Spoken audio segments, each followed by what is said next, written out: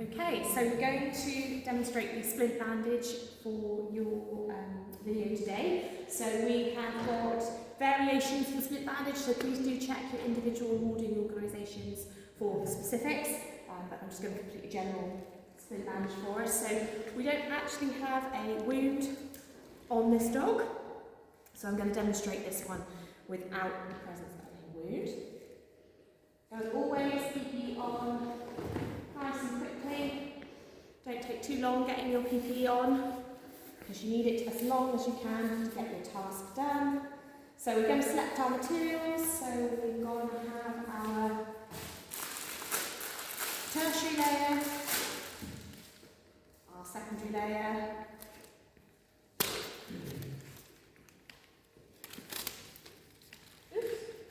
and we're also going to have our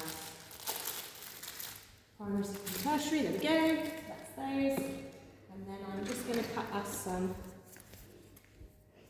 bits for the toes.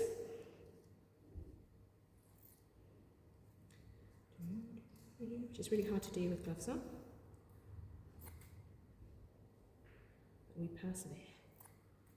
I'm just going to do 3. Like that. So I've got those ready.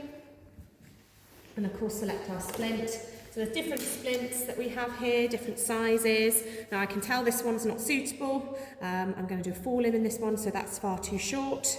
And then it's a combination between the two. So checking that one, it's quite hard to fit up there. So I'm going to just check the third one. And it's been not too bad for sizing, and because we have a transverse fracture in this instance of our radius and ulna, so further down we're going to put the cut at the carpus. So I'm happy that I've got all of my materials ready for what I need to do. So first of all, we're going to attempt to place some toe padding with the best will in the world, doing so on a stuffed dog. Not the easiest, but giving it a go. So first layer, giving yourself a nice decent stirrup to start off with. Now this is quite a skinny bandage. Width, this is a 5 centimetre.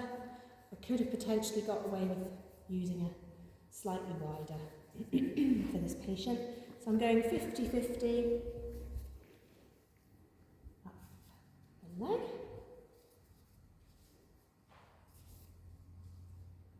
Like so.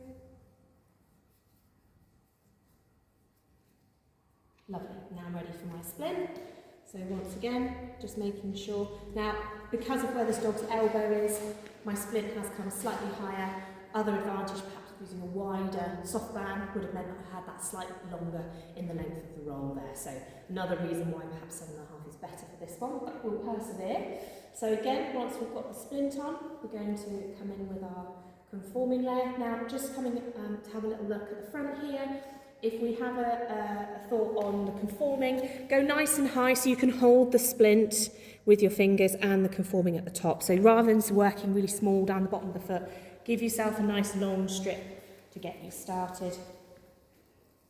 And that works quite nicely for a lot of the bandages to go quite wide with it. Now, this isn't an elasticated conforming, so we do need to apply a bit of tension here.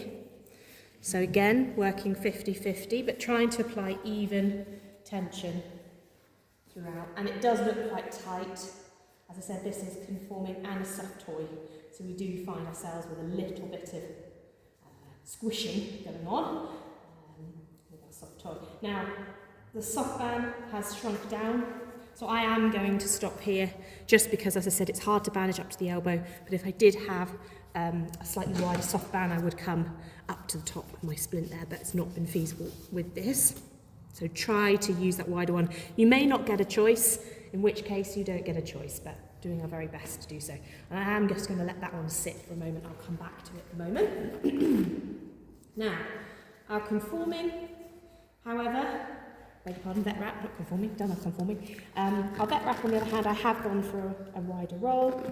Now, it's not necessarily always then going to be beautiful on the paw, but I'll do my very best just because we have got a wider bandage. So I'll do my very best to keep that nice and tidy. And once again, working 50-50, And as we know, pulling out, alleviating tension. As we go. Being conscious of our patient here. Obviously we would have a patient with a broken leg. I didn't go through requesting restraint for this patient, but at the beginning of this video should have included to say that this patient will need to be restrained by our examiner, and that would have been requesting for our examiner to do so and demonstrating to them with support to the leg. And also throughout here being conscious of the fact that you need to be gentle with this leg. This patient has a fractured carpus, beg your pardon, radius and ulnar, so we need to be not pulling it around too much and moving the patient around too much. So I'm happy with my bandage so far. I can check the foot. Don't pull. Again, we have a fractured leg, so we're not pulling this thing at all. And then checking our tension, and I'm happy I can get 2 fingers in there quite comfortably, and it's hugging my fingers. It's not sliding straight in and being really loose. It's holding my fingers quite tightly there. So I'm happy with that. Happy with checking that, and of course making sure we dispose of the full waste, keeping our station nice and tidy. And you will have disposable aprons. We use reusable on our OSCE days to save waste, but of course you can just remove your apron and put it in the bin for the purposes of that. Just to reiterate the restraint, which I did miss at the beginning of this video, just requesting your examiner.